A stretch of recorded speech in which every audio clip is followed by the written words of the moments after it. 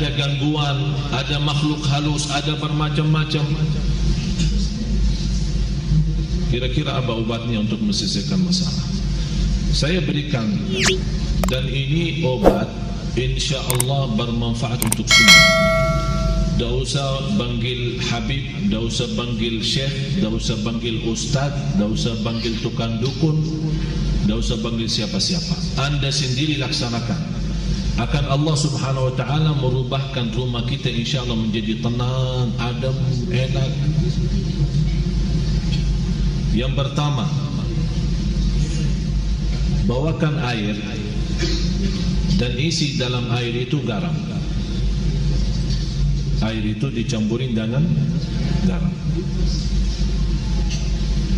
dan dibacakan dalam air itu Al-Fatihah 7 kali. Ayat 5 ayat pertama suratul Baqarah. Ayat Al-Kursi 7 kali. 3 ayat yang terakhir surat Al-Baqarah. Lillahi ma fis samawati wa ma fil ardh. Saya ulang lagi. Santai-santai. Masih ada waktu, masih ada.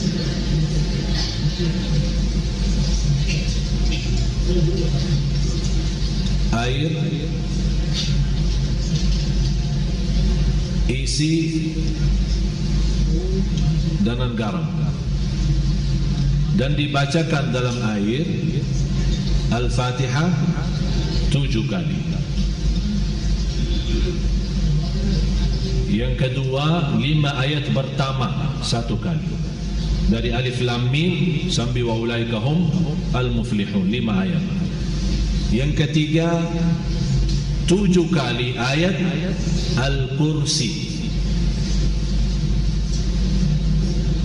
Yang keempat, 3 ayat yang terakhir suratul Baqarah. Lillahi ma fis samawati wa ma fil ardh wa in tubdu ma fi anfusikum sampai selesai. Yang keempat, 3 ayat yang terakhir suratul Baqarah. 284, 285, 286. Kemudian Qul huwallahu ahad 3 kali. Qul a'udzu birabbil falaq 3 kali. Qul a'udzu birabbin nas 3 kali. Kalau anda merasa masih asing, boleh ditambah air dan silahkan minum. Bisa diminum. Kalau anda merasa terlalu asing, belum kuat karena garamnya terlalu banyak, boleh ditambahin air. Ini satu untuk minum gelas. Yang kedua, bawakan emper besar, isi air dengan garam. Ini untuk mandi boleh. Bapak Ibu, ini serius saya bicara ya. InsyaAllah anda jumpa, InsyaAllah semua masalah dalam hati, dalam perasaan, dalam jiwa, dalam fikiran InsyaAllah selesai. Emper besar, isi air dan campur dengan garam. Bisa bagi mandi. Ayat yang dibaca sesuai ayat yang saya sudah kasih tadi. Boleh. Bagaimana cara bacaannya? Bacaannya habis anda baca, tiup dalam, bukan meludah ya, tiup saja. Tiup 3 kali boleh, 1 kali boleh, tidak masalah. Yang ketiga, berarti yang pertama minum, yang kedua mandi, yang ketiga ember besar, isi air dengan garam. Dan kalau biasa suka bersihin rumah kan, lap-lap, suka lap-lap kan? Pel?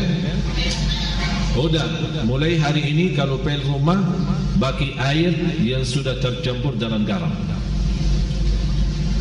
Kenapa?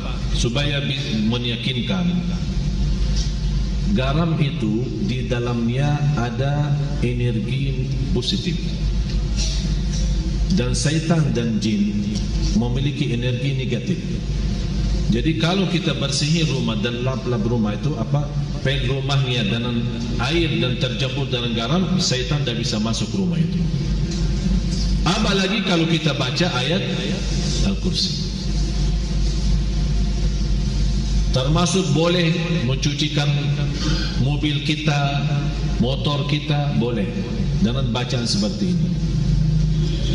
Dan saya sampaikan begini karena sudah berkali-kali ada yang memberitakan soal rumahnya ada banyak masalah, saya tidak tahu apa. Dan mohon maaf, selama saya di Indonesia, mohon maaf ya, orang Indonesia terlalu banyak was-was. Jadi kalau merasa ada sesuatu, oh, Ustaz, kayaknya ada di rumah apa-apa, padahal tidak ada. Tidak ada. Oleh karena itu di Indonesia cepat paling laku usaha tukang dukun. Laku cepat. Seperti ada seorang ibu, kasihan, maksud saya kasihan kalau kita mampu mengobati diri, mengamankan rumah kita, kenapa kita minta tolong orang lain? Inilah sudah saya berikan cara, insya-Allah aman, insya-Allah yakin, dan tidak ada dalamnya syirik. Itu yang paling bahaya. Ada seorang ibu kemarin minta sama saya tolong untuk masuk ke rumahnya. Karena habis saya isi tabligh akbar di salah satu daerah di sini di Jakarta tidak jauh, dan dia minta tolong sambil nangis, ibu maaf saya tidak bisa, kalau mau masuk rumah berarti semua jamaah minta masuk rumahnya. Jadi lain kali ini saya sudah berapa lama tidak bisa masuk rumah saya. Kenapa? Ada banyak hantu. Sambil tolong Syekh datang. Barangkali dalam datangnya Syekh terusir ini hantu. Ini juga masalah sebenarnya. Ucapan hal seperti ini memiliki keyakinan kalau seorang syekh datang hantu bisa terusir, itu sudah punya fikiran salah. Cuma sekarang ini bagaimana saya mengobati masalah ibu ini? Saya terima, saya datang. Terus ibu apa cerita rumah ini? Ceritanya saya pernah didatangi seorang kiai, katanya kiai, katanya. Tapi begitu dia masuk ke rumah, dia langsung berkata, Bu, di rumah kamu ada banyak hantu. Mulai dari situ saya takut. Jadi saya minta tolong para kiai lain, tidak ada yang mau datang ke rumah saya. Malah saya bertambah takut.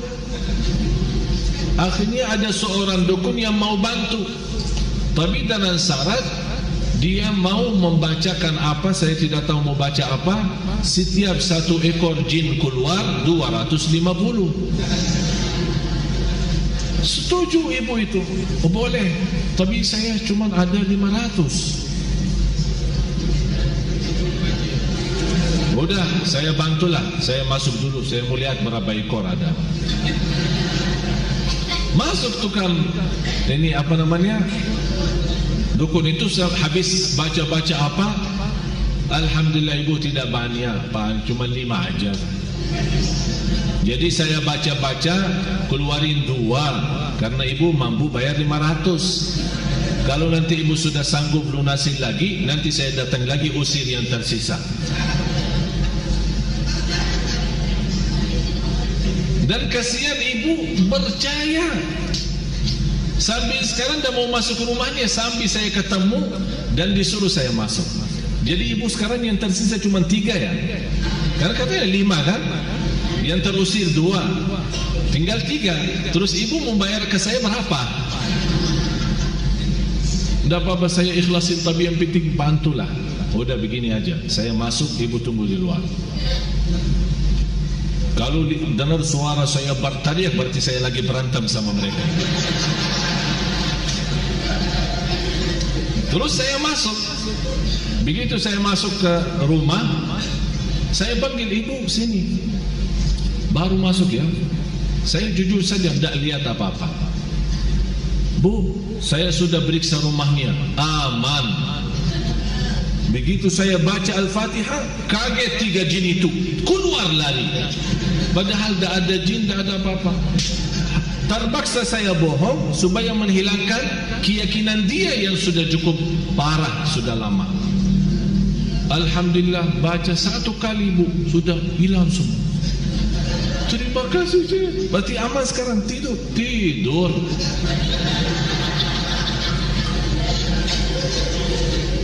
Dan saya kasih obat itu, bagi garam terus yang lain-lain.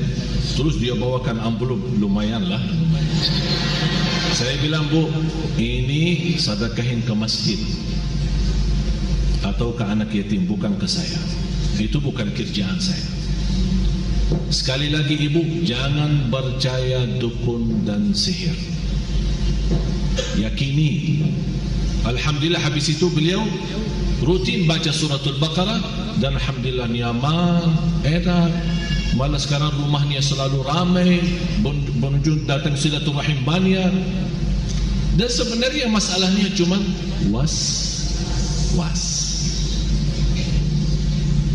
Tapi was-was 90%. Sejarah medis pun 90% sebabnya penyakit manusia adalah was-was. Yang terakhir, kalau ada garam batu, kan ada garam apa namanya? Pokoknya sudah tahulah.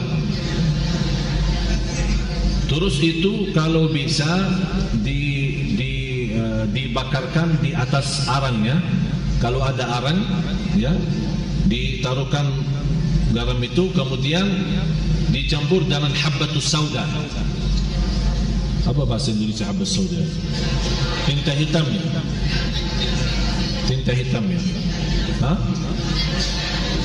Udah habbatus sauda, semua sudah faham. Dan insyaAllah dengan asapnya, subhanallah, kalau kita coba jangan takut, akan pertama akan apa istilah meludak ya,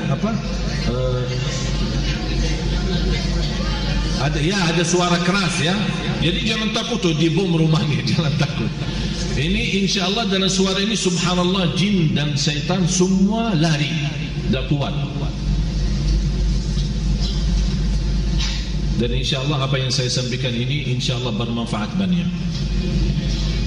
Ini semua Bapak Ibu ikhtiar. Tapi semuanya harus kalbu kita yakin kepada Allah Subhanahu Wa Taala.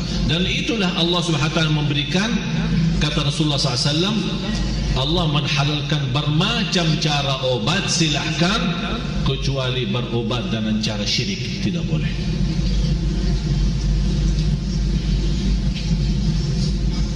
Mudah-mudahan Bapak Ibu berkenan mulai malam ini atau besok pagi kalau lagi mau bersihkan rumah, minta sama pembantunya ya,